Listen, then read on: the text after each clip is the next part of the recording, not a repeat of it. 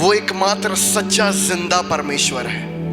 कितने लोग ये मानते हैं कि हमारा परमेश्वर एक सच्चा और जिंदा परमेश्वर है? हालेलुया। और जब भी हम उस परमेश्वर के पास एक भूख के साथ आते हैं, क्या भूख के साथ, बोलिए भूख के साथ। जब भी आप उस परमेश्वर के पास एक भूख के साथ आते हैं तो वो भी हमें वही भूख के साथ मिलता है। आमीन। हम जितने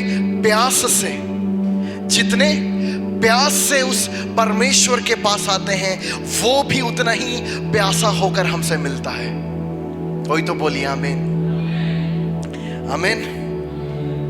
इसलिए इस बात को बोलता है कि दाऊद, जैसे हिरनी जल के समान प्यासी है, वैसे ही मैं प्रभु तेरे लिए प्यासा हूं।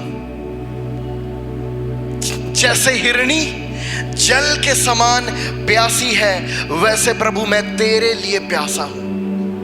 क्या आपको प्यास है प्रभु के लिए? क्या आप सच में भूखे हैं?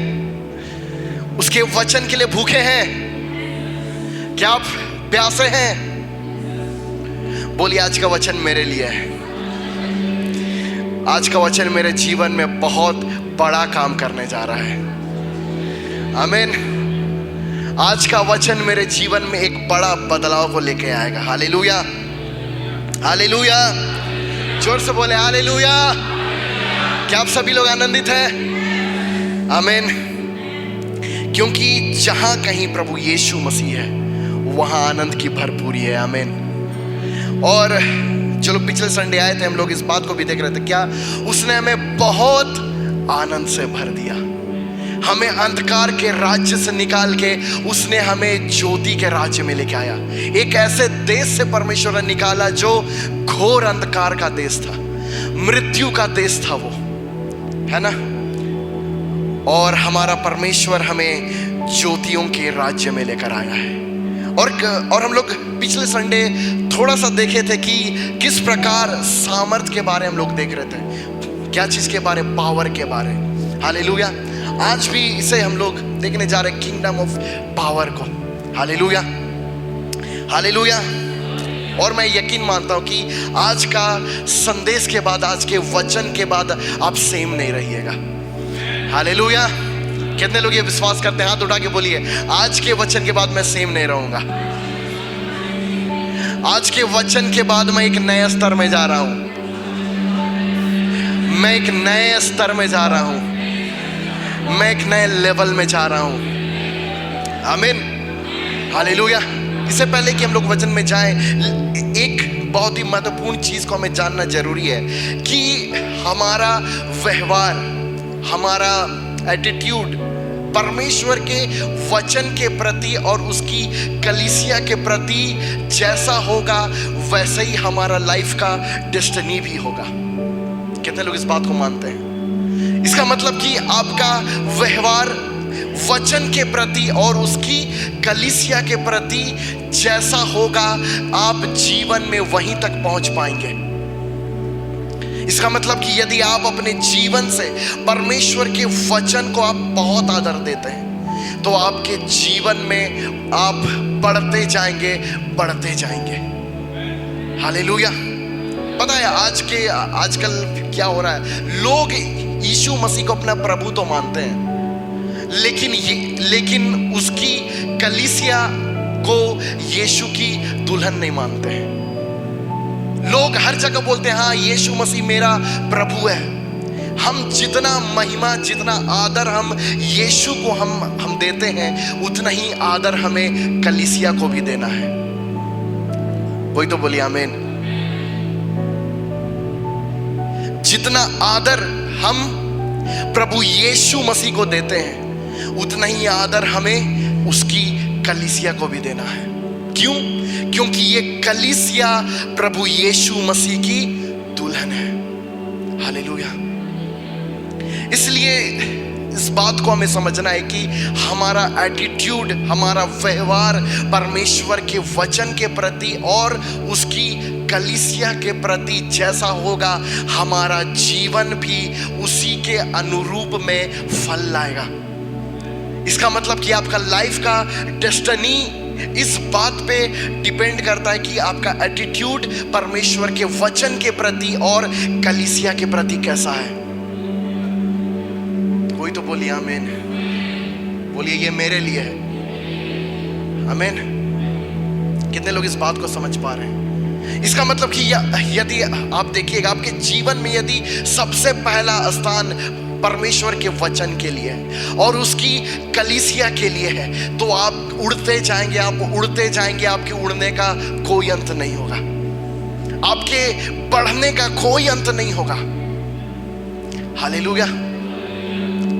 इसीलिए हमें उसकी कलीसिया को डिस्पाइस नहीं करना है, तुच्छ नहीं जानना है, क्योंकि यीशु मसीह सबसे ज्यादा प्रेम अपनी दुल्हन से करते हैं। यीशु मसीह की क्या कलीसिया ही उसकी दुल्हन है। इसलिए यदि आप कलीसिया को डिस्पाइस करते हैं तो जो दूल्हा है उसको हृदय से दुख लगेगा कि नहीं? आमीन। इसलिए इस बात को आज समझिए कि आपके जीवन का डेस्टिनी, आप वहीं तक अपने जीवन में पहुंच पाएंगे, आप उतना ही ऊंचाई तक अपने जीवन में पहुंचेंगे जितना आदर आप परमेश्वर के वचन को और उसकी कलीसिया को देते हैं। Hallelujah, hallelujah. हमारा परमेश्वर कितना महान है कि उसने हमें संसार से अलग करके, संसार में से निकाल के उसने हमें अपनी संगति में बुलाया, अपनी कलीसिया में लेकर आया है। आमीन, हालेलुया। और यहीं से हमारा आज का संदेश भी शुरू होता है। यीशु मसीह जब आने वाले थे, जब यीशु मसीह का बपतिस्मा होता है, हम लोग आते हैं यूहन्ना में, यूहन्ना 1 में, तो वहां पे यूहन्ना बपतिस्मा देने वाला होता है, जो इस बात को बोलता है कि जो मेरे बाद आने वाला है वो तुम्हें पवित्र आत्मा और आग से बपतिस्मा देगा। आमीन। यूहन्ना 1:23 इसी में बोलता है, जिस पर तुम आत्मा को उतरते और ठहरते देखे वही पवित्र आत्मा से बपतिस्मा देने वाला है। हालेलुया। और यूहन्ना बपतिस्मा देने वाला इस बात को कहता था यीशु मसीह के बारे की, जो मेरे बाद आएगा वो तुम्हें पवित्र आत्मा और आग से बपतिस्मा देगा। बोलिए आग से, आग से। हालेलुया। आग का मतलब होता है पावर, आग का मतलब होता है डुनामिस। क्या होता है? डुनामिस मतलब मिरेकल वर्किंग पावर, आश्चर्य कर्म करने का सामर्थ। और इसलिए बोलता है पौलुस पहला कुरिन्थी 4:12 में कि परमेश्वर का राज्य बातों का राज्य नहीं है, परमेश्वर का राज्य सामर्थ का राज्य है। बोलिए सामर्थ का राज्य है। परमेश्वर का राज्य क्या है? सामर्थ का राज्य है। क्या चीज का राज्य है? सामर्थ का राज्य है। हालेलुया। इसका मतलब ये कि परमेश्वर का राज्य में क्या है? पावर का राज्य है, पावर। हालेलुया। अब हमें इस बात को समझना है कि इस पृथ्वी में परमेश्वर के राज्य का जो एक ही जगह है वो है कलीसिया, है ना? क्या है? कलीसिया, जो कि परमेश्वर का राज्य को रिप्रेजेंट करता है, वो क्या है? कलीसिया है। इसका मतलब ये कि जो कलीसिया है उसी में परमेश्वर का सामर्थ बहता है। कहां पे? कलीसिया में।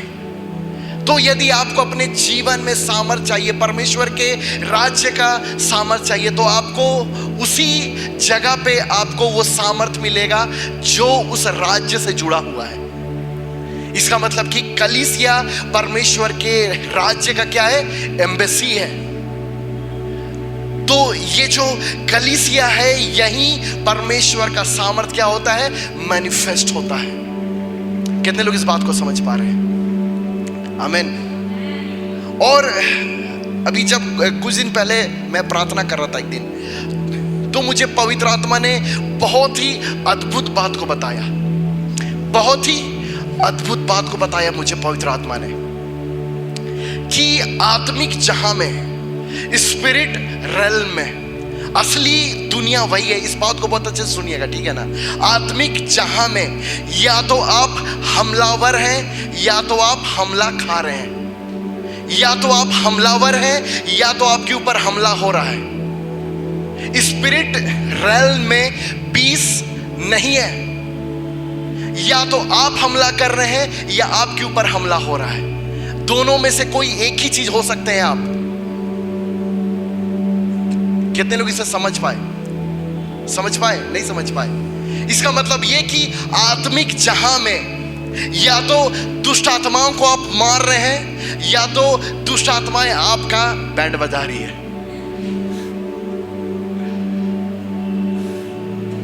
है ना। कितने लोग समझ पा रहे हैं? हालेलुया।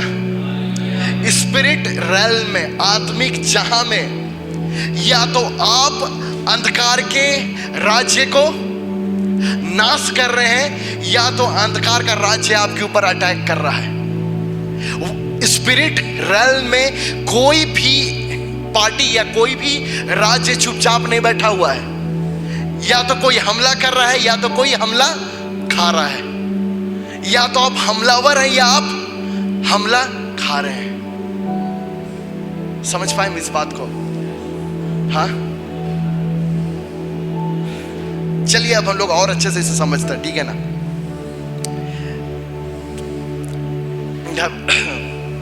जंगल का राजा कौन है? कौन है जंगल का राजा? क्यों? जंगल का राजा क्यों बोलते हैं शेर को? पावर। क्या पावर? क्या चीज? जोर से बोलिए। पावर, सामर्थ। क्या चीज? सामर्थ। यदि आप इस संसार में पावरफुल नहीं है, यदि आप पावरफुल नहीं है, तो कोई जो आपसे ज्यादा पावरफुल है वो रूल करेगा आपके ऊपर। समझ में आया? ये आत्मिक जहां का गहरा प्रकाशन है। यदि आप इस जहां में, यदि आप पावरफुल नहीं है, तो वो स्पिरिट जो आपसे ज्यादा पावरफुल है वो रूल करेगा आपके ऊपर। और ऐसा होता है कईयों के जीवन में, देखिए, है ना। इसलिए मैंने इस बात को बोला कि स्पिरिट रेल्म में, आत्मिक जहां में, या तो आप हमला करने वाले या आपके ऊपर हमला हो रहा है। दोनों में से कोई एक ही हो सकते हैं आप। Hallelujah, hallelujah. इसलिए इस बात को समझिए कि आपका पावर जितना होगा, आपका रूल भी उतना ही ज्यादा बड़ा होगा। सिर नहीं हिलाते, आमीन बोलते हैं। हालेलुया। आपका पावर जितना बड़ा होगा, आपका अधिकार का रूल भी उतना ज्यादा होगा आत्मिक जहां में। आत्मिक जहां में आप उतना ही पावरफुल होंगे। हालेलुया। कितने लोग मेरे बात को समझ पाए? आइए हम लोग आते हैं वचनों से, हम लोग इसको बहुत अच्छे से सीखते हैं। यीशु मसीह बहुत अच्छे से सिखाए हमें। लूका 11 में हम लोग आते हैं। लूका 11 में, उससे पहले हम लोग एक और वचन देखते हैं। लूका 10 हम लोग पहले देखते हैं। लूका 10 उसका 17 पद से हम लोग देखते हैं। लूका 10 उसका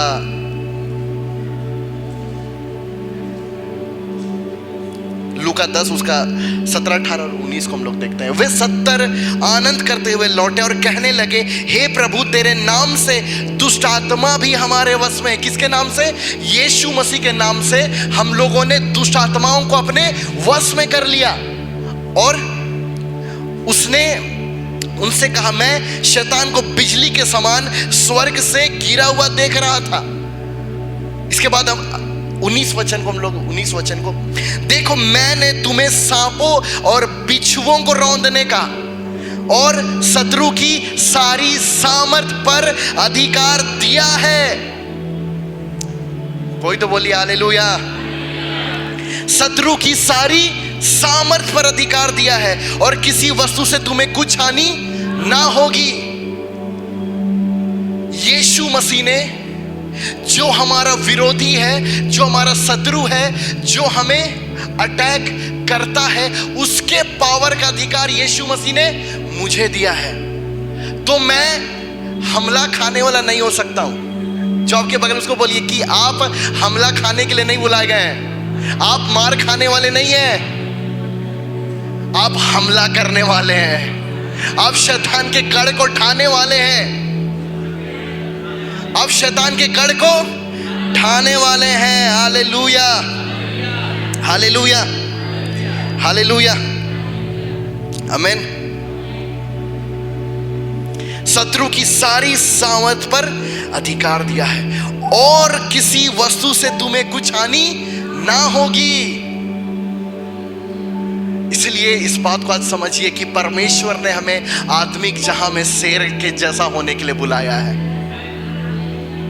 शेर के जैसा होने के लिए बुलाया है। ये छोटे मोटे बिच्छू और सांप कुछ नहीं बिगाड़ सकते हैं, उन्हें रौंदने के लिए परमेश्वर ने बुलाया है। इसलिए इस बात को समझिए कि आपके ऊपर कहां हमला हो रहा है, कौन सा ऐसा क्षेत्र है जहां पे शैतान आपको अटैक कर रहा है। आपको देखना सीखना होगा आत्मिक जहां को, कि कौन सा एरिया में शैतान मेरे परिवार को अटैक कर रहा है, कौन सा ऐसा एरिया है जहां पे शैतान मेरे जीवन को अटैक कर रहा है। हालेलुया। क्योंकि इससे पहले जस्ट यीशु मसीह ने 9 का 1 पद को यदि देखिएगा तो फिर उसने 12 को बुलाकर उन्हें सब दुष्ट आत्माओं और बीमारियों को दूर करने की सामर्थ, सब दुष्ट आत्माओं और बीमारियों को दूर करने की सामर्थ और अधिकार दिया। क्या दिया? सामर्थ और अधिकार दिया, पावर एंड अथॉरिटी। क्या दिया प्रभु यीशु मसीह ने? Power and authority. किनको दिया? अपने चेलों को दिया है कि सब दुष्ट आत्माओं और सब बीमारियों को दूर करे। वाह, क्या है? सब दुष्ट आत्मा और सब बीमारियों के ऊपर यीशु मसीह ने अधिकार दिया। बोलिए, ये यीशु का अधिकार है, ये स्वर्ग का अधिकार है। इसका मतलब कि ये अधिकार जो मसीह में है, जो कलीसिया में है, उन्हीं के पास सिर्फ ये अधिकार है। भारत सरकार का कोई एम्प्लॉय के पास ये अथॉरिटी नहीं है। ये अधिकार सिर्फ प्रभु यीशु मसीह की देह के पास है, यीशु मसीह की कलीसिया के पास है ये अधिकार, ये पावर। आमीन। क्यों? क्योंकि पता है ये दुष्ट आत्माएं और बीमारियां, इसका भी एक एरिया है, इनका भी अपना एक देश है। ये भी आती हैं तो अंधकार के राज्य से आ रही है, अंधकार के राज्य से इनको शैतान भेज रहा है इस पृथ्वी पर ताकि लोगों को नाश कर सके, ताकि लोगों को नाश कर सके, इन बीमारियों से, दुष्ट आत्माओं से उन्हें बांध सके, उन्हें नाश कर सके। तो इसके सामने सिर्फ जिनके पास पावर है वही इनका सामना कर सकते हैं, जिनके पास पावर है। क्या है? जिनके पास पावर है। और इसलिए हमें क्या चाहिए? पावर चाहिए। बोलिए, क्या चाहिए? जो आपके बगल में उसको बोलिए, पावर चाहिए आपको। आपको सामर्थ में बढ़ना है। क्या में बढ़ना है? पावर में बढ़ना है। क्यों? क्योंकि जिसका जितना पावर होगा उसका अथॉरिटी, उसका डोमिनियन उतना ही ज्यादा होगा। इसलिए परमेश्वर ने आदम को बनाया, आदम को रचा ताकि वो पृथ्वी पर डोमिनियन करे, पृथ्वी पर प्रभुता करे। मैं एक सवाल आप लोगों से पूछता हूं, ठीक है ना? कि मान लीजिए कि एक जगह है, वहां का एक विधायक है, ठीक है ना? एक जगह है, वहां का एक विधायक है और उसी जगह का एक सांसद भी है, एक एमएलए है। तो एक चीज आप बताइए कि विधायक का ज्यादा पावर है कि एमएलए का? सॉरी एमपी का, जो वहां का सांसद है उसका, किसका? सांसद का, है ना। इसीलिए जिसका ज्यादा पावर होता है उसका उतना ही ज्यादा डोमिनियन होता है। आज मसीह लोग को परमेश्वर अपनी सामर्थ से भरना चाहता है। पिता का ये चाहता है कि उसकी कलीसिया, प्रभु यीशु मसीह की कलीसिया उसके सामर्थ से भरती जाए, बढ़ती जाए उसकी सामर्थ में। हालेलुया। ये किसका चाहत है? पिता का चाहत है ये। लेकिन शैतान क्या चाहेगा कि जितना ज्यादा हो सके यीशु मसीह के बच्चों को सामर्थ से दूर रखो, सामर्थ से दूर रखो। क्यों? क्योंकि यदि मसीह लोग पावरलेस होंगे तो वो शैतान का इजी टारगेट है। क्या है वो? शैतान का इजी टारगेट है। क्यों? पावरलेस होने के कारण। क्या होने के कारण? पावरलेस होने के कारण। इसलिए यीशु मसीह ने अपने चेलों को भेजने से पहले क्या दिया? सामर्थ और अधिकार दिया। उन्हें 3 महीना का स्कूल नहीं भेजा कि जाओ तुम पहले सीख के आना, उत्पत्ति से लेके प्रकाशित वाक्य, उसके बाद तुम जाना प्रचार करने। नहीं, यीशु मसीह को पता है यदि हमें इस पृथ्वी में एक जय का जीवन जीना है तो हमें पावर चाहिए, हमें सामर्थ चाहिए। कोई तो बोलिए सामर्थ चाहिए। हालेलुया। आइए हम लोग आते हैं लूका 11 में।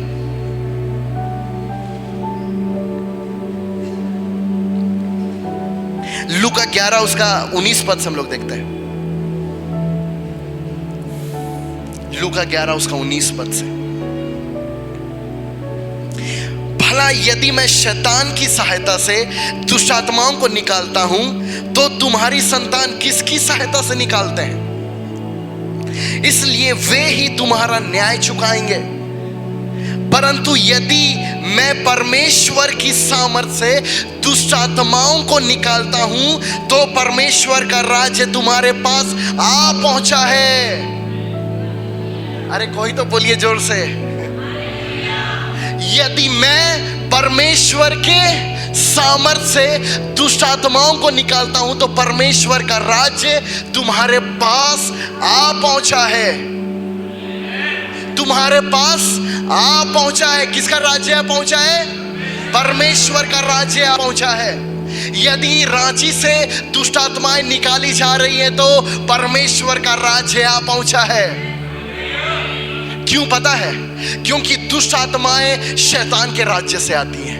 दुष्ट आत्माएं कहां से आती है? अंधकार के राज्य से आती हैं। बीमारियां कहां से आती है? शैतान के राज्य से, अंधकार के राज्य से आती है। इसलिए जब यदि दुष्ट आत्माएं निकाली जा रही है तो शैतान का राज्य खत्म हो रहा है। इसलिए तुम समझो कि परमेश्वर का राज्य आ रहा है। वहां तुम्हारे पास परमेश्वर का राज्य आ चुका है।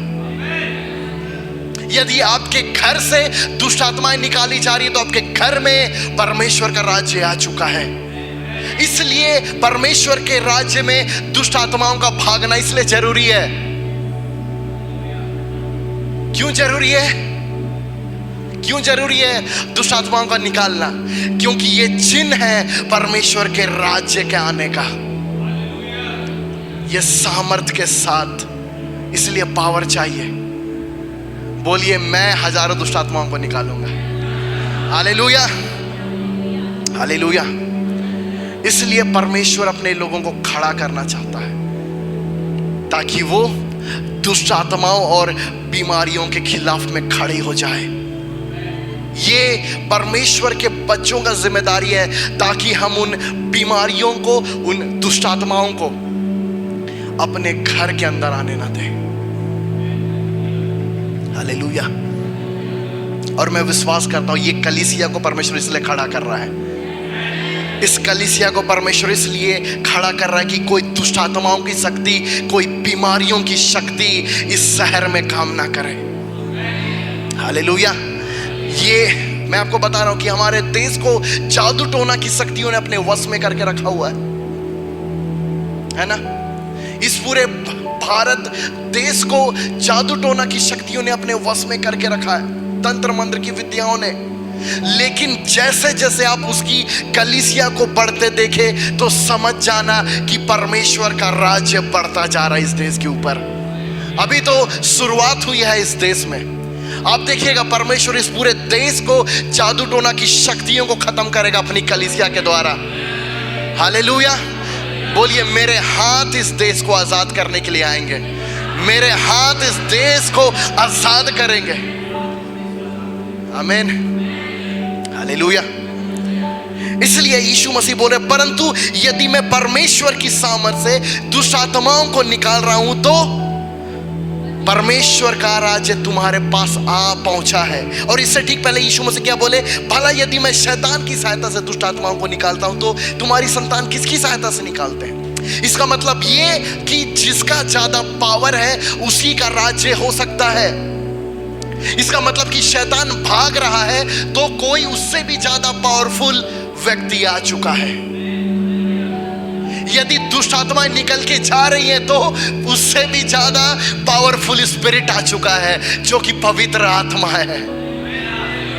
इसलिए प्रभु यीशु मसीह को पता था कि मुझे स्वर्ग जाना पड़ेगा। इसलिए प्रभु यीशु मसीह ने 3.5 साल में फटाफट काम पूरा किया और स्वर्ग गए और हमें हमारे लिए पवित्र आत्मा को भेज दिया। हमारे लिए पवित्र आत्मा को भेज दिया ताकि मेरे एक एक बच्चे जहां जहां जाए वहां से बीमारियों को निकाले, वहां से दुष्ट आत्माओं को निकाले। हालेलुया। सोचिए कितना मुश्किल होता है यीशु मसीह के लिए ना, कि वो अभी तक रहते हैं, एक दिन वहां मीटिंग करते, एक दिन वहां मीटिंग करते। इसलिए प्रभु यीशु मसीह ने 3.5 साल में पूरा कोर्स कंप्लीट किया और होली स्पिरिट को देके भेज दिया। लो, हालेलुया। 3.5 साल का कोर्स आज तक चल रहा है। आमीन। अब देखिएगा इसका अगला वचन को, कितने लोगों को मजा आ रहा है? हालेलुया। यदि मजा आ रहा है तो हर संडे आते रहिए।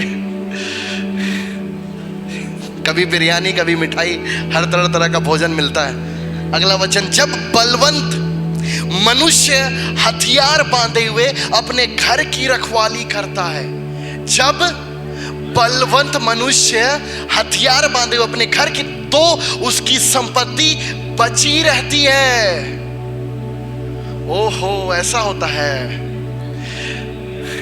कब आपकी संपत्ति बची रहेगी? जब घर का कोई एक व्यक्ति, बलवंत मनुष्य हथियार बांधे हुए घर की रक्षा करता है। पता है, हर घर में हमें ऐसा एक व्यक्ति को खड़ा होना जरूरी है। यदि आपके घर में कोई ऐसा व्यक्ति, प्रार्थना करने वाला, सामर्थ्य से भरा हुआ व्यक्ति नहीं है तो आपके संपत्ति को शैतान चोरी करता रहेगा। इसलिए कोई ना कोई आपके घर में आप ही को खड़ा होना पड़ेगा, बलवंत मनुष्य बन के, हथियार बांधे हुए, जिसको स्पिरिचुअल में वॉचर्स बोलते हैं। घर के पहरेदार। आपके परिवार का कोई पहरेदार है? अपना परिवार का तो मैं ही हूं। आपके परिवार का? चलिए, आई एम सुना रहा है, कुछ लोग हैं। आपके घर में कौन है पहरेदार? आत्मिक जहां से जो हमला हो रहा है उसका पहरेदार कौन है? चलिए, कुछ लोग के जीवन में नहीं है, कुछ लोग के घर में कोई है। इसलिए पहरेदारी भी जरूरी है। क्यों? क्योंकि आत्मिक जहां में या तो आपका घर में हमला हो रहा है या तो आप हमला कर रहे हैं। हालेलुया। तो उसकी संपत्ति बची रहती है, तब उसकी संपत्ति बची रहती है। इसीलिए पहरेदारी जरूरी है अपने घर का, आपके परिवार का। आपके परिवार का पहरेदारी जरूरी है। हालेलुया। इसलिए यदि कोई आपके घर में प्रार्थना करने वाला नहीं है तो क्या बोलेगा शैतान? वाह जी वाह, मिल रहा है फ्री। क्या मिल रहा है? फ्री, फ्री गिफ्ट मिल रहा है। लेकिन इसका अगला वचन में यीशु मसीह और भी एक पावरफुल चीज बता रहे हैं। क्या बोल रहे हैं? पर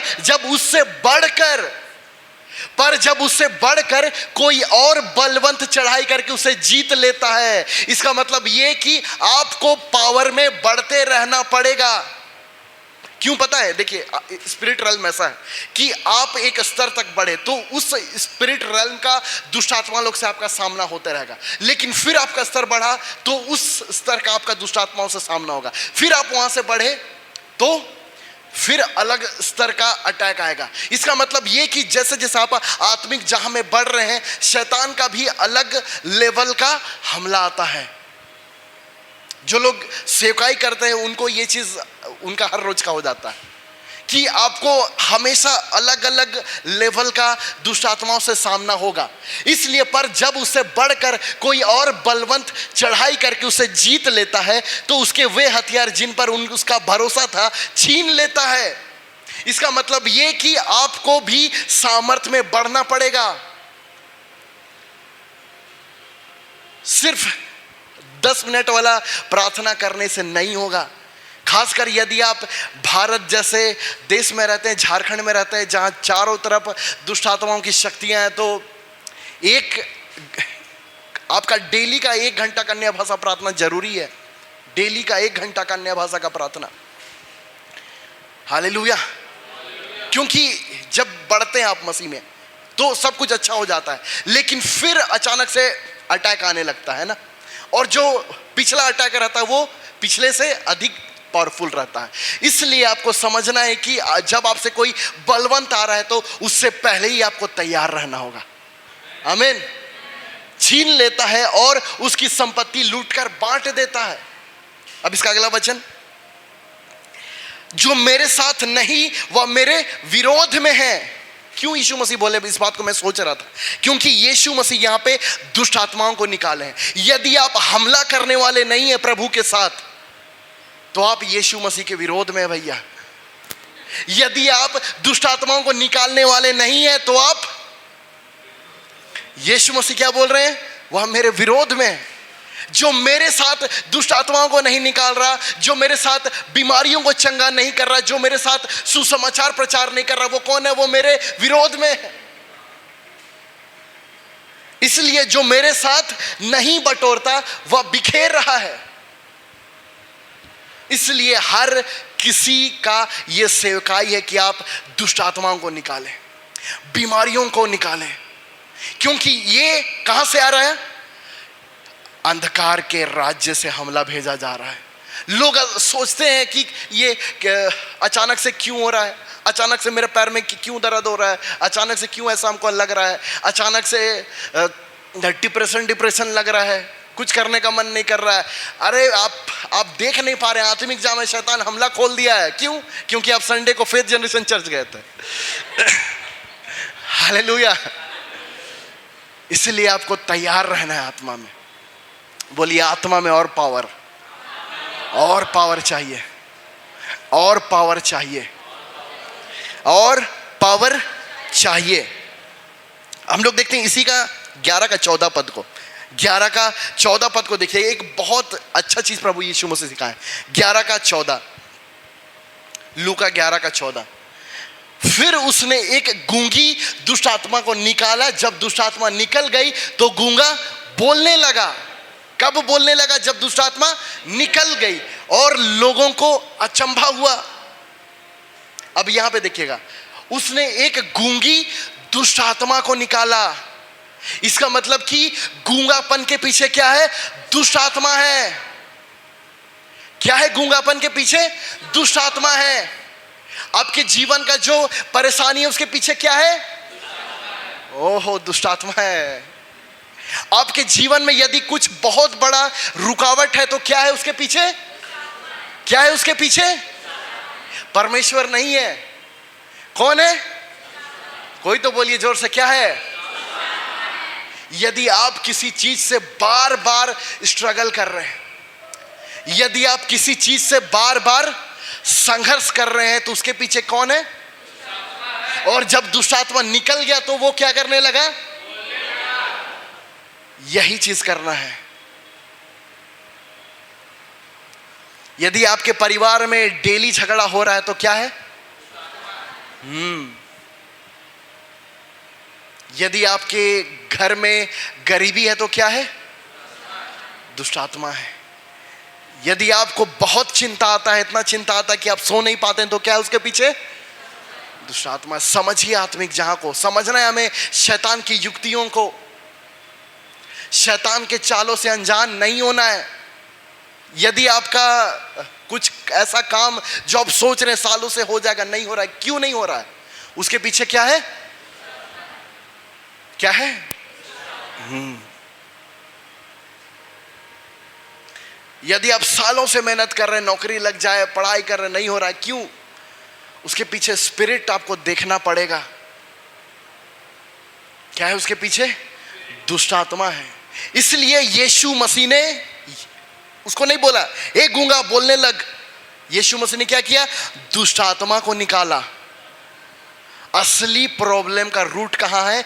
स्पिरिट रेल्म में है, आत्मिक दुनिया में है। आपको आत्मिक दुनिया में पावरफुल होना पड़ेगा। आपके घर में इतना परेशानी क्यों है?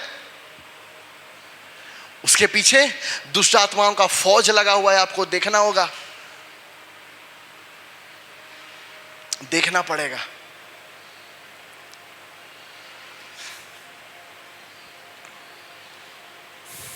हालेलुया। इसलिए बलवंत बनो। बलवंत बनना है, पावरफुल बनना है आत्मिक जहां में। यदि आप नहीं बनेंगे तो कोई और बलवंत आएगा और आपका छीन के ले जाएगा आपका संपत्ति। इसलिए इसी जगह से मुझे परमेश्वर ने इस बात को सिखाया कि आत्मिक जहां में या तो आप हमलावर हैं या तो आप हमला खा रहे हैं। या तो आप हमलावर हो सकते हैं या तो हमला खाने वाले हो सकते हैं, बीच में कुछ नहीं। इसलिए कलीसिया वो जगह परमेश्वर ने रखा है कि आप उसकी सामर्थ्य से भरते जाएं, उसके पावर से भरते जाएं। कितने लोग आजाद हो रहे हैं? कितनों को लगता है कि मेरा जीवन का प्रॉब्लम आज मुझे पता चल रहा क्या है? हम लोग को लगता है कि क्यों मेरे साथ ऐसा हो रहा है, मेरा नसीब ऐसा है, मेरा किस्मत ऐसा है कि परमेश्वर लिख के भेजा है कि इसको बहुत संघर्ष करना पड़ेगा। नहीं, आपका प्रार्थना का जीवन कमजोर है, आपकी प्रार्थना की वेदी में आग ही नहीं है। क्यों? क्योंकि सुबह उठते हैं बस 5 मिनट का प्रार्थना किए हो गया। आप ऐसे देश में रहते हैं जहां सुबह 5 बजे से चारों तरफ मंदिर का घंटी बजने लगता है। आप ऐसे देश में रहते हैं जहां सुबह 4 बजे से लोग दुष्ट आत्माओं को आराधना करने लगते हैं। तो आपको भी तो उठना पड़ेगा।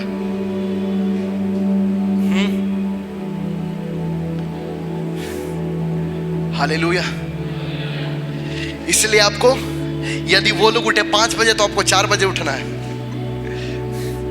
यदि आपको आपके घर के पास का घंटी सुनाई दे 4 बजे तो आपको 3 बजे उठ जाना है और आपको डोमिनियन लेना होगा पावर के साथ। हालेलुया। कितने लोग समझ पा रहे? आजाद हो रहे हैं आप, आजाद हो रहे हैं। इसलिए शैतान का एक ही टारगेट है कि कलीसिया को, परमेश्वर के बच्चों को सामर्थ्य में बढ़ने से रोकना। सामर्थ्य में बढ़ने से यदि शैतान ने रोक दिया तो आप कभी जय को नहीं देखेंगे अपने जीवन में, है ना? आप कभी जय को नहीं देखेंगे अपने जीवन में, आप कभी विक्ट्री को नहीं देख पाएंगे। हालेलुया। इसलिए इस बात को हमें समझना है कि या तो हम पर हमला हो रहा है या तो आप हमला करने वाले हैं। हालेलुया। और मैं विश्वास करता हूँ आप में से एक लोग ऐसे बने, आप में से एक लोग ऐसे बने जो आपके घर के आसपास का जो जादू टोना करने वाला उसको रात रात भर स्वर्गदूत हमला करें। रात रात भर जब वो जाए कुछ करने, उसके ऊपर आग गिरे।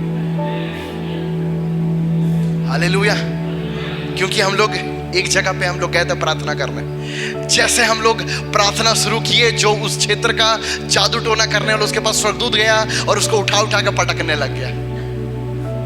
और वो असल में, और वो फोन किया अगला दिन, बोला कि क्या हुआ था तुम्हारा घर में, रात भर हम सो नहीं पाए। एक जन आया, हमको उठा उठा के पटक रहा है। तो बोला हमारा घर में प्रार्थना हुआ था। और वो व्यक्ति उसी घर के खिलाफ में तंत्र मंत्र करता था। इसलिए जब आप अन्य भाषा में प्रार्थना कर रहे हैं, इसीलिए शैतान ने हमला किया अन्य भाषा के ऊपर कि लोग अन्य भाषा बोले ही नहीं। आज मसीह लोग बोलते कि ये लोग क्या आ रहा बाबा बोलते रहते हैं। लेकिन जब आप अन्य भाषा में प्रार्थना करेंगे, आप सामर्थ से बहने लगेंगे, आपसे वो अभिषेक बहने लगेगा। हालेलुया। और मैं यकीन के साथ बोल रहा हूं कि जो आपके क्षेत्र का जो जादू टोना करने वाला है ना, वो सो नहीं पाएगा रात रात भर। इधर आप शुरू किए, उधर हमला शुरू हो जाएगा। हालेलुया। और बोलेगा क्या हो रहा है? परमेश्वर का राज्य आ चुका है, परमेश्वर का राज्य आ चुका है।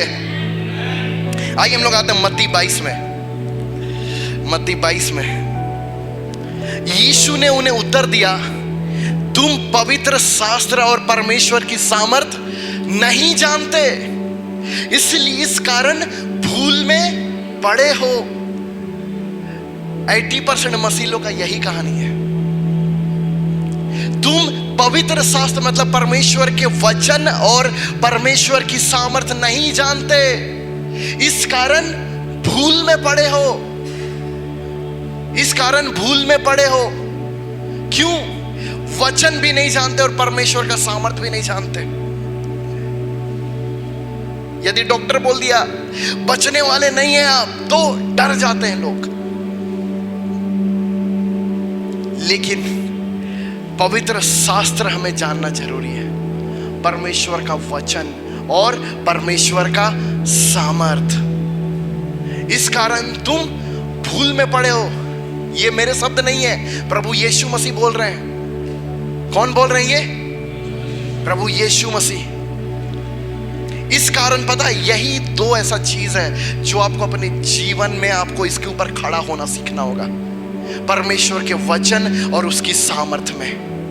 परमेश्वर के वचन और उसकी सामर्थ में। कोई तो बोलिए परमेश्वर का वचन और उसका सामर्थ में। जब आप उस पे खड़े होने सीख जाएंगे तो क्या होगा पता है? जय के बाद जय, विक्ट्री के बाद विक्ट्री, विक्ट्री के बाद विक्ट्री। कोई तो बोलिए आमीन। यही मेरे जीवन में होने वाला है। इस कारण लोग नहीं जानने के कारण उनका जीवन कैसा पता है? एक संघर्ष के बाद एक और संघर्ष, एक दुख के बाद एक और दुख, एक परेशानी के बाद एक और परेशानी। और लोग सोचते हैं कि मेरे जीवन में क्यों इतना परेशानी आ रहा है? क्योंकि तुम जानते नहीं हो कि परमेश्वर का वचन में क्या है, और तुम जानते नहीं हो कि परमेश्वर का सामर्थ कितना महान है। इस कारण इजरायली भी भूल में पड़े थे, है ना? 450 साल का वो गुलामी कर लिए, लेकिन भी रास्ता भर वो लोग डरते डरते आए कि मर जाएंगे, ये मार देंगे, वो मार देंगे। मरने का डर से वो लोग आए। हालेलुया। अरे परमेश्वर का सामर्थ मृत्यु को भी हरा देता है।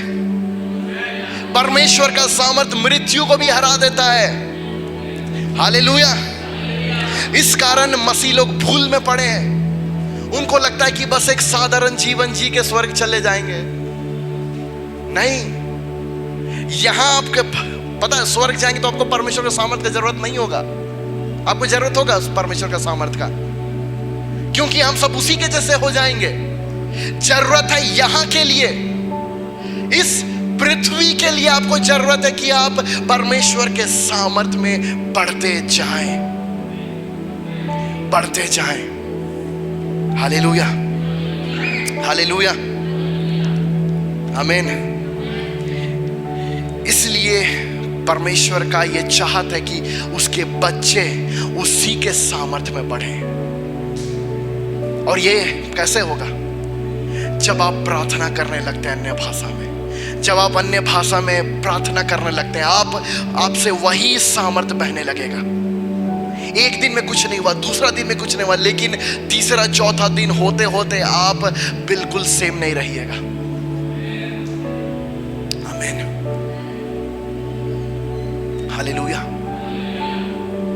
पता है, जब हम लोग अभी मिले अपोस्टल अंकित सजमान से, और जितने भी लोगों को मैं देखता हूं जो लोग बहुत बहुत ऊंचे जगह पे पहुंच गए, वो लोग का बस एक ही सीक्रेट है, वो लोग बहुत प्रार्थना करते हैं। जैसा अपोस्टल अंकुर नरूला भी आए थे, वो बोले कि वो हर रोज 5 घंटा प्रार्थना करते हैं। क्यों? क्योंकि अगर उन्हें प्रभुता करना है तो उन्हें प्रार्थना का जीवन को बढ़ाना होगा। क्योंकि उपवास और प्रार्थना, जैसा हम लोग पिछले संडे देख रहे थे, एक सूखा स्पंज होता है ना। जब आप उपवास और प्रार्थना करते हैं तो एक सूखा स्पंज को आप जैसे पानी में डालते हैं, वैसे ही आप अपने आप को परमेश्वर का सामर्थ्य में डुबोते हैं। इसलिए यूहन्ना बोला कि जो मेरे बाद आने वाला है वो तुम्हें पवित्र आत्मा और सामर्थ्य से बपतिस्मा देगा। बपतिस्मा का मतलब क्या होता है? डुबोना, पानी में अच्छा से डुबो देना। तो जब प्रभु यीशु मसीह आएंगे, वो तुम्हें सामर्थ्य में डुबोएगा, वो तुम्हें पवित्र आत्मा और सामर्थ्य में डुबो देगा। इसके लिए भूख चाहिए, भूखे हो जाइए कि आप जाएं घर और मुझे बोले कि नहीं, मुझे प्रार्थना करना है 1 घंटा डेली, मुझे 3 घंटा प्रार्थना करना है आज। हर रोज आपके अंदर का भूख जैसे जैसे बढ़ने लगेगा, आप सामर्थ्य में बढ़ने लगिएगा। पता है, आज भी मसीह में लोग दूध पीते बच्चे कहे हैं, जानते हैं? मसीह में आए हुए 100 साल हो गया, उनके पूर्वज आए मसीह में, लेकिन अभी भी बढ़ नहीं पाए। पता है क्यों? क्योंकि एक बच्चा बढ़ता है तो वो भूख उसका बढ़ते जाता है, और भूख बढ़ता है तो उसका खाना बढ़ता है, और जब अधिक खाता है तो वो भी बढ़ने लगता है। लोगों के जीवन में भूख ही नहीं है, भूख नहीं है, इसलिए वो लोग अभी भी बच्चे हैं। परमेश्वर का राज्य भूखे लोगों के लिए है। जो जितना भूखा है, जो जितना एक्सपेक्ट करते आता है, वो उतना ही पाके जाता है। हालेलुया।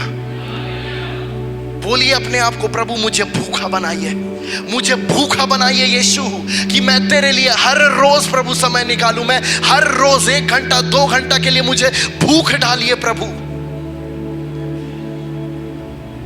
पता है, मुझे ये बात देख के बहुत दुख लगता है कि मसीह लोग भी बाकी संसारिक लोगों जैसा अपना जीवन को एकदम हल्के में लेते, एकदम कैजुअल लाइफ जीते हैं, कैजुअल लाइफ जीते हैं, कुछ नहीं करना है। अरे हमारा जन्म परमेश्वर से हुआ, हम मसीह की संतान हैं, हम लोग अपना जीवन को कैजुअल नहीं ले सकते।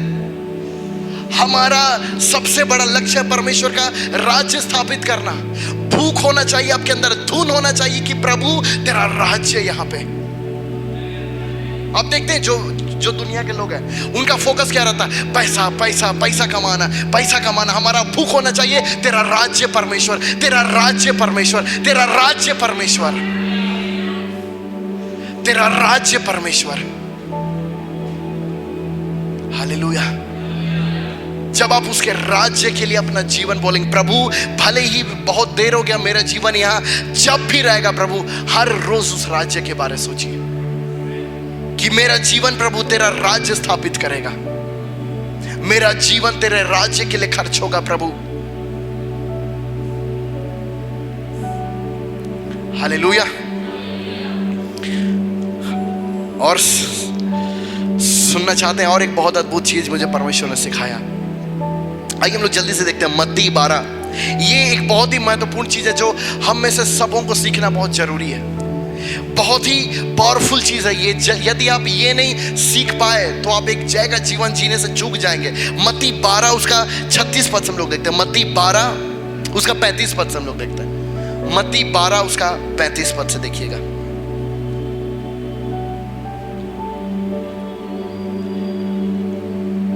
भला मनुष्य मन के भले भंडार से, कहां से क्या निकालता है? हालेलुया। और बुरा मनुष्य बुरे भंडार से बुरी बातें निकालता है। इसका अगला वचन, अब इसे देखिएगा, मैं तुमसे कहता हूं कि जो जो निकम्मी बातें मनुष्य कहेंगे, जो जो निकम्मी बातें मनुष्य कहेंगे, न्याय के दिन वे हर एक उस बात का लेखा देंगे। वो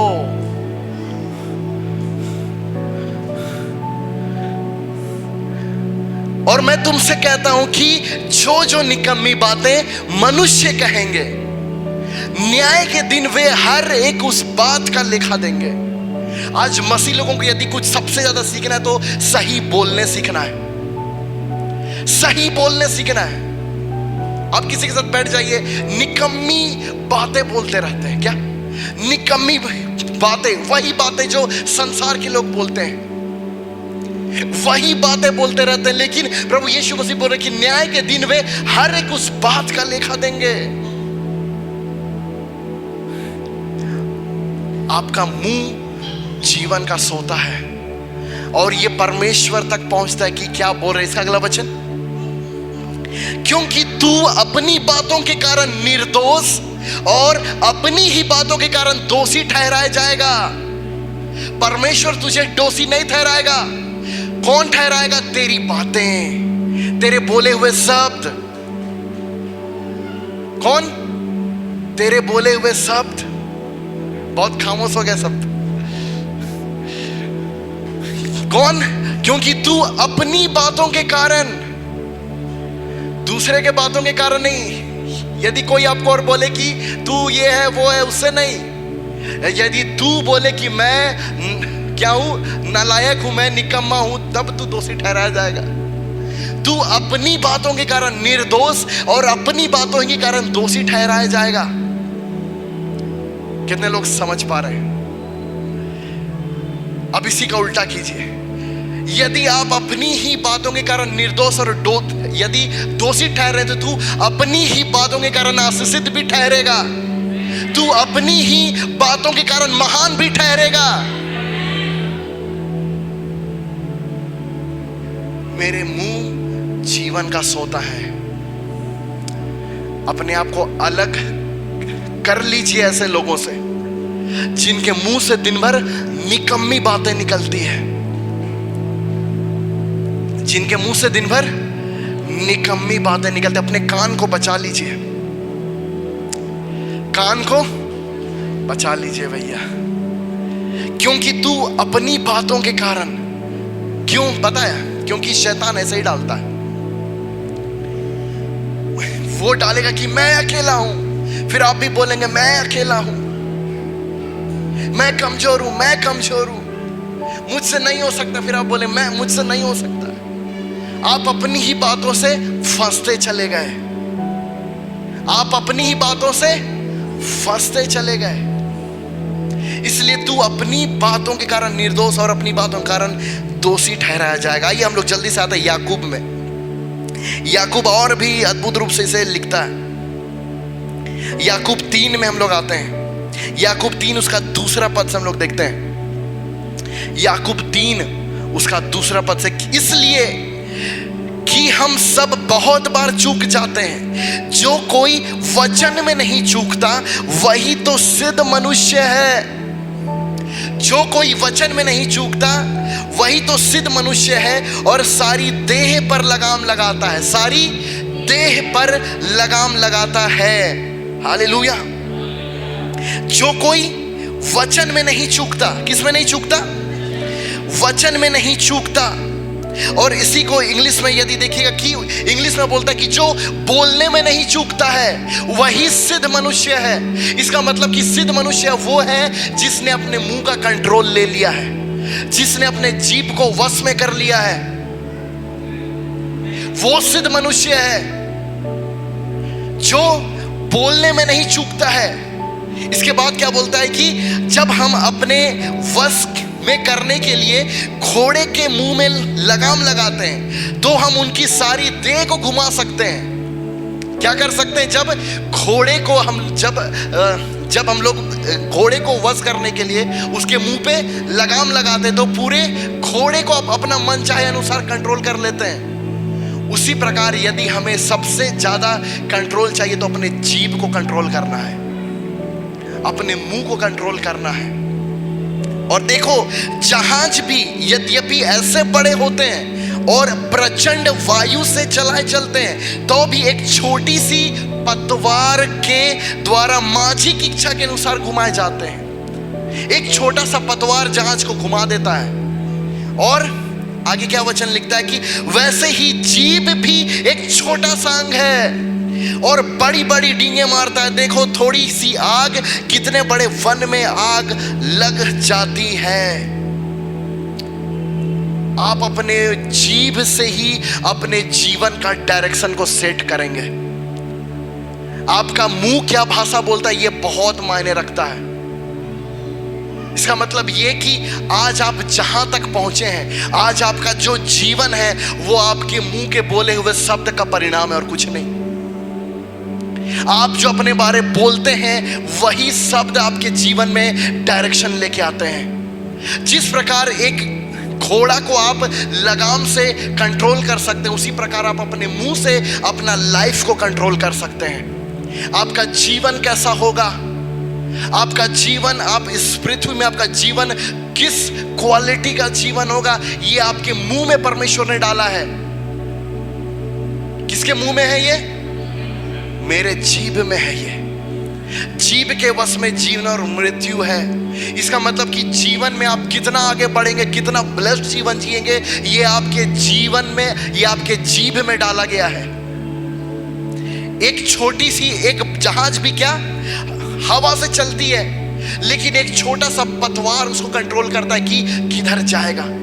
इसलिए अपने मुंह से, अपने जीभ से अपने जीवन का डायरेक्शन दीजिए। हर रोज बोलिए कि मेरा जीवन बेस्ट होगा, यहाँ मेरा जीवन यहाँ महिमा से भरा हुआ रहेगा। मैं अपने जीवन में परमेश्वर के महान कामों को देखूंगा। मेरे जीवन में किसी भली वस्तु की घटी ना होगी। कोई आमीन नहीं बोलता है। मुंह खोलिए, हाथ उठा के रिसीव कीजिए, बोलिए आमीन, ऐसा ही मेरा जीवन होगा। आमीन। बोलिए मेरा जीवन बेस्ट होगा। हर रोज बोलिए कि परमेश्वर मुझे भलाई दिखाएगा अपनी। मैं हर रोज परमेश्वर की भलाई देखूंगा। यहोवा मेरा चरवाहा, मुझे कभी कुछ घटी ना होगी। और आज से बोलना बंद कीजिए, मेरा बीमारी, मेरा शुगर, मेरा बीपी ये आपका नहीं है। लो, रिश्ता तोड़िए, मेरा मत बोलिए। हालेलुया। लोग क्या बोलता है, अरे मेरा बीपी बढ़ गया, मेरा शुगर बढ़ गया। मुंह से बोलिए नॉर्मल हो, अपने आपके मुंह में जीवन दिया गया है। मेरा मेरा मेरा बीमारी, मेरा परेशानी, मेरा दुख। वाह वाह, हालेलुया। अपने जीभ से डायरेक्शन दीजिए अपने शरीर को। अपने जीभ से डायरेक्शन दीजिए। हालेलुया। मेरा जीवन बेस्ट होगा, बोलिए मेरा जीवन 100 साल का होगा, क्योंकि ये पिता का चाहता है कि उसके बच्चे दीर्घ आयु को जिएंगे। लंबा जीवन, बोलिए लंबा जीवन किसका? मेरा होगा। अपने माता पिता को जाके समझाइए। बोलते रहते हैं लोग, जैसे जैसे बूढ़े होने लगते हैं, अब तो टाइम आ गया, अब तो टाइम आ गया। अरे टाइम नहीं आया, अभी और देखना बाकी है ना। थोड़ा सा कुछ होता है, समय हो गया। अरे नहीं समय हुआ, अभी लंबा जीवन है, अनंत काल का जीवन परमेश्वर रखा है ना। हालेलुया। बोलिए दीर्घ आयु परमेश्वर मेरे लिए रखा है। दीर्घ आयु मेरे लिए रखा गया है। दीर्घ आयु मेरे लिए रखा गया है। दीर्घ आयु मेरे लिए रखा गया है। हालेलुया। इसलिए मत बोलते रहिए पैसा नहीं है, पैसा नहीं है, पैसा नहीं है। अरे बोलिए परमेश्वर मुझे सब देगा, सब कुछ होगा मेरे पास। क्योंकि जो लोग बोलते नहीं है उनके पास कभी नहीं रहता है ना। जो लोग बोलते हैं मेरे पास नहीं है, उनके पास कभी नहीं रहता। अरे आपके मुंह में है कि आप कितना अमीर बनेंगे, आपके पास कितना वेल्थ आएगा, ये आपके मुंह में है। पता है हम लोग यहाँ जितना भी सामान दिख रहा है आपको, हम लोग कोई भी चीज स्पॉन्सर से नहीं लिए, सब अपना ही पैसा से हम लोग खरीदे। कोई भी चीज स्पॉन्सर्ड नहीं है। कोई नहीं बोला कि लो हम ये दे रहे हैं, ये दे रहे हैं, वो नहीं, कुछ नहीं ना। हम लोग स्पॉन्सर लेते हैं किसी से। हालेलुया। आपका जीवन में स्पॉन्सर का जरूरत नहीं होगा। आप खुद इतना आशीषित होंगे कि आप हजारों को स्पॉन्सर देंगे। आमीन, हालेलुया। आइए हम लोग आखिरी वचन देखते हैं, व्यवस्था विवरण 18 उसका 8 पद। व्यवस्था विवरण 18 उसका 8 पद। हालेलुया। क्या बोला? परंतु तू अपने परमेश्वर यहोवा को स्मरण रखना, क्योंकि वही तुझे संपत्ति प्राप्त करने की सामर्थ्य देता है। संपत्ति भी प्राप्त करने के लिए क्या चाहिए? पावर चाहिए। क्या चाहिए? पावर चाहिए। और इस बात को आप समझिएगा, ठीक है ना? ये आत्मिक सिद्धांत है। आप जितना पावर में बढ़ेंगे, आप जितना सामर्थ्य में बढ़ेंगे, आप उतना ही संपत्ति अर्जित कर पाएंगे। आमीन। इसका मतलब ये कि यदि आप आर्थिक रूप से स्ट्रगल कर रहे हैं तो आपको क्या चाहिए? स्पिरिचुअल फोर्स चाहिए, सामर्थ्य चाहिए। तो जैसे जैसे आप सामर्थ्य में बढ़ते जाएंगे, आपका आर्थिक स्थिति भी बदलते जाएगा। और इसलिए परमेश्वर क्या देता है? क्योंकि वही तुझे संपत्ति प्राप्त करने के लिए सामर्थ्य इसलिए देता है कि जो वाचा उसने तेरे पूर्वजों से शपथ खाकर बांधी थी उसको पूरा करे। इसका मतलब कि अब्राहम को जो परमेश्वर ने वाचा दिया था, उससे पूरा करने के लिए परमेश्वर पावर दे रहा है एक जन को। इसका मतलब ये कि आपकी आर्थिक स्थिति का जिम्मेदार कौन है? आपका मुंह, आप खुद। इसलिए क्या चाहिए? पावर चाहिए। और मैं इसी वचन को सोच रहा था कि यदि आज के टाइम में अब्राहम होता, यदि आज के टाइम में रांची में अब्राहम का होता घर, तो पता है रांची में सबसे बड़ा घर उसी का होता। रांची का सबसे अमीर आदमी कौन होता? अब्राहम। होता कि नहीं? हाँ, तो आप भी पिक्चर देखिए कि रांची में अब्राहम का संतान है। यदि अब्राहम आज होता रांची में, तो सबसे बड़ा घर किसका होता? अब्राहम। सबसे अमीर आदमी कौन होता? लोग नहीं बोलते महेंद्र सिंह धोनी, हर रोज आता आर्टिकल अब्राहम अब्राहम। और अब्राहम क्या बोलता? सेनाओं का यहोवा। हालेलुया। क्यों पता है? क्योंकि आपकी संपत्ति से लोग उस परमेश्वर की महिमा देखेंगे। आपकी संपत्ति से लोग उस परमेश्वर की महिमा देखेंगे। हालेलुया। और पता है वचन क्या बोलता है? कि हम भी, पौलुस बोलता है इसको गलाती 4 में, कि हम भी इसहाक के समान वारिस हैं। किसके वारिस हैं? अब्राहम के वारिस हैं। अब्राहम के वारिस हैं। किसके समान? इसहाक के समान। ओ भैया, इसहाक का लेवल में परमेश्वर लेके आ गया। इसलिए मत विश्वास कीजिए। कोई बोले तुम आदिवासी हो, मत बोलो नहीं नहीं नहीं नहीं, तुम गलत बोल रहे हो। कोई बोले आरक्षण के लिए चलो लड़ने, हमको सबसे बड़ा ब्लेसिंग मिला है। पता है मैं इस बात को बोलता हूँ, हर बार मैं इस बात को सिखाता हूँ कि मसीह लोगों को आरक्षण नहीं चाहिए। आपको इतना बड़ा चीज मिला है, आरक्षण इतना सा है। आरक्षण इतना सा है, इसमें 8,832 वादे दिए हैं परमेश्वर ने, जो आपको चोटियों पे खड़े कर सकते हैं। आरक्षण से सिर्फ आपको सरकारी नौकरी मिलेगा, इससे आप राजा बनेंगे। आप इससे राजा बनेंगे। इसलिए इस पहचान को छोड़ दीजिए कि हम लोग पहले क्या थे। अब हम मसीह में कौन है? नई सृष्टि है।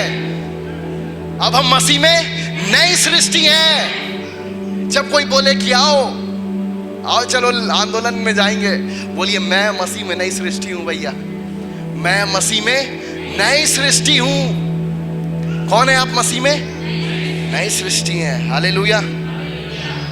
इसलिए आपसे ज्यादा बेस्ट जीवन यहां कोई नहीं जी सकता है।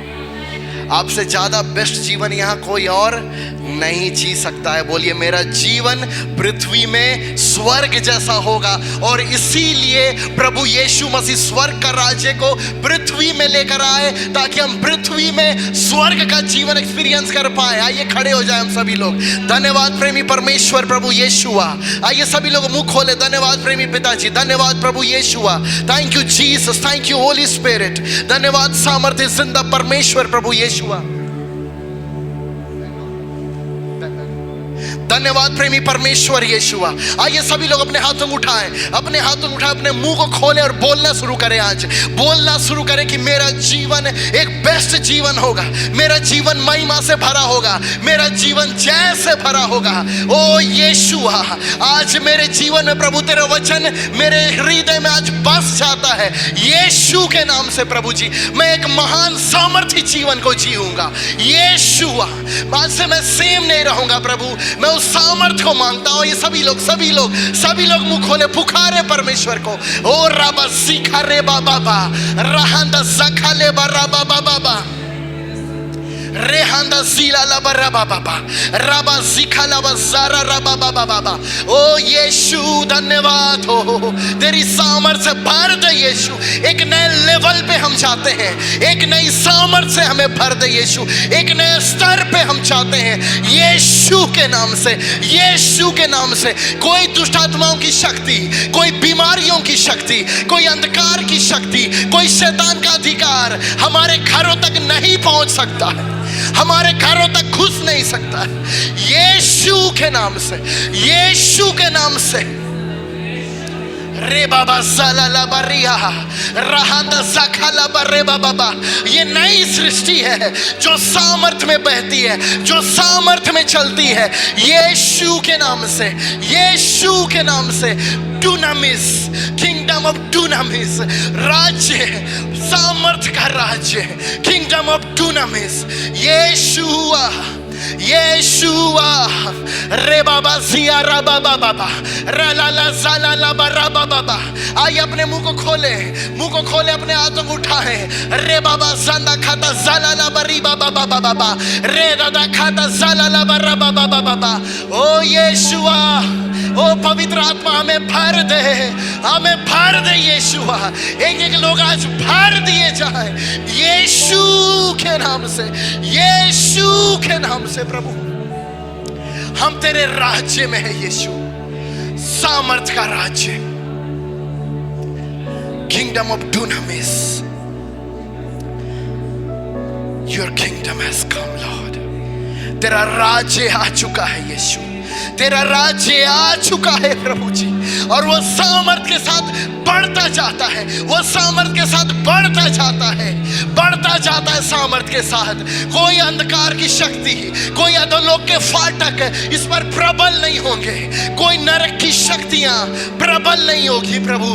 तेरा राज्य में यीशु, तेरे सामर्थ में यीशुआ। ओ रबासिया रबा बाबा रलाला साखा रबा बाबा बाबा। मुझे भर दे यीशु, बोले प्रभु मुझे भर दे, मुझे भर दे यीशु, तेरे सामर्थ से भर दे। मुंह खोलिए सभी लोग, पुकारिए पुकारिए पुकारिए पुकारिए प्रभु को। रे बाबा सिया रबा बाबा बाबा लाला जरा रबा बाबा बाबा सीखा रे बाबा बाबा। मुझे भर दे यीशु, तेरे सामर्थ में चलने वाला हो जाओ, तेरे अभिषेक से यीशु, तेरे और अभिषेक से यीशु। There is much more in the kingdom, Lord. उस राज्य में और भी बहुत कुछ है।